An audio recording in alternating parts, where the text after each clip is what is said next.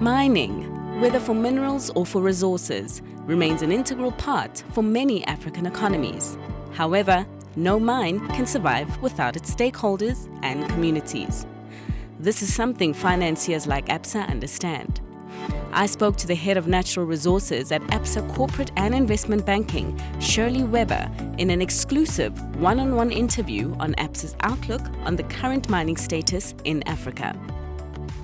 Shirley, thanks so much for your time. Let's begin by talking about ABSA's exposure to Africa's mining sector.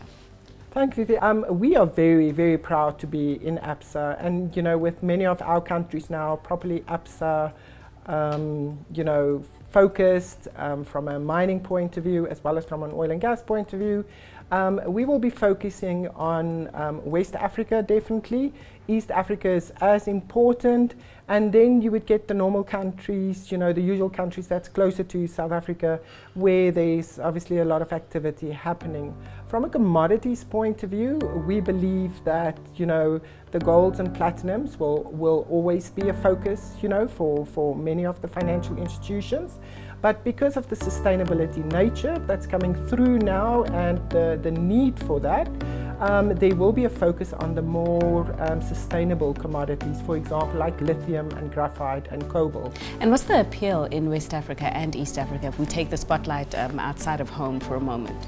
So if we look at West Africa, gold is still very big in that market, and gold has always held its own in the market, and even through many cycles, where commodity prices are going up and down. So I do think that will remain very important for us. There's a few mineral sands projects happening as well, together with the various newer commodities coming through the system, as I've mentioned. So that for us is attractive.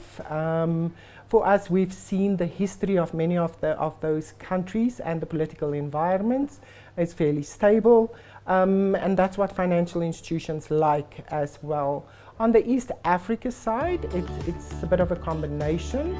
The activity is more oil and gas, but from a mining point of view, there's definitely the gold is still there, and we will support that, as well as, for example, the coal exposures, it's there. And we must always remember that Africa, although renewable is so important, that there will be a combination of various electricity sources into those markets. So both West and East will remain important for us.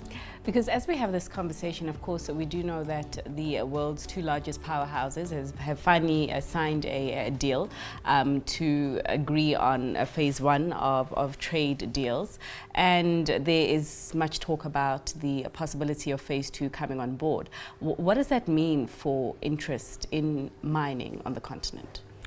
Because of the vast resources that's sitting on our continent, I do think it's all just very positive. I think for a certain period of time, with the two powerhouses, sorting out, the issues in between them, we were worried that it will have a very big impact, for exports going out of Africa from many of the countries, as well as the impact that it would have not just on exchange rates, but also on the actual commodity prices. So for us, I think no trade war is good for anyone. So we believe that now, at least, with some resolution in the future, that it's all going to be positive for the African continent. Bringing the focus back to South Africa right now, how would you describe the appetite for investors and specifically financiers like yourselves towards South Africa's mining sector currently?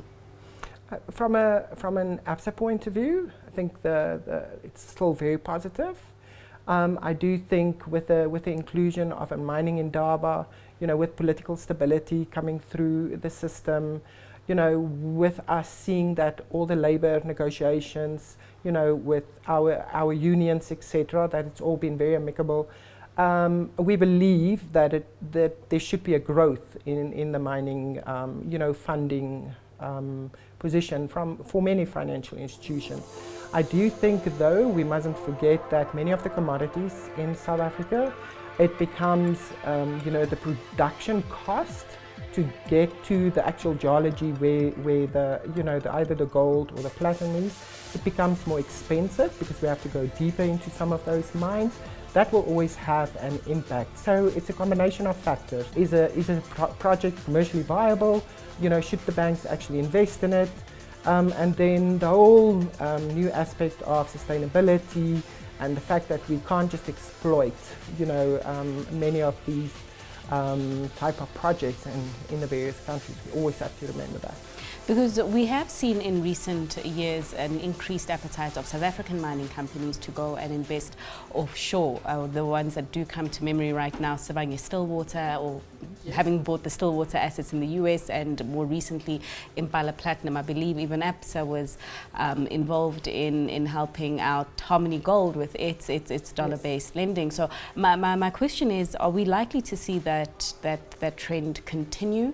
And also, is that trend a function of better prospects outside, or a nervousness in putting money here at home?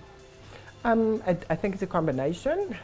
From a personal point of view, I believe that having a diversified portfolio is very important, because even if we're talking about shareholders or equity investors or funders, into new projects or even into expansion of existing projects, we would like to see that diversification happening. So it becomes a diversification of either various types of commodities, and then or also going out, into other markets, or other the US market or the Australian market, etc.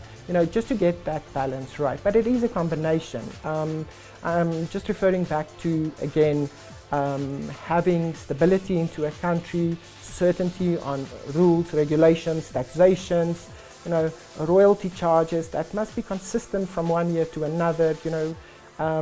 So I think it's a combination of for the importance of getting investors funding into those new projects as well. But of course, I mean, when you talk about the issues of stable taxation laws and policy, I don't know if it's fair to say that we should expect sort of dynamism in those areas, as many African countries try to get what they believe is a more equitable share of the mining pie. We believe that it's important for the countries where the commodities is actually sitting, that the economies, the country's development goals, all of that must be part and parcel of developing a commercial viable project. So we would firstly start at that first point, commercially viable, management, shareholders, government involvement, is that adequate, and is it an equitable, contribution from everyone?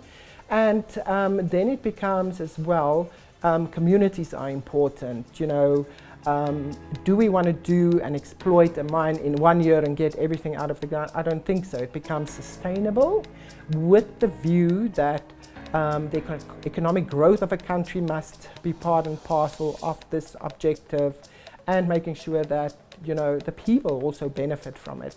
And Shirley, right now South Africa is or was at a huge risk of going into a blackout as a result of power instability.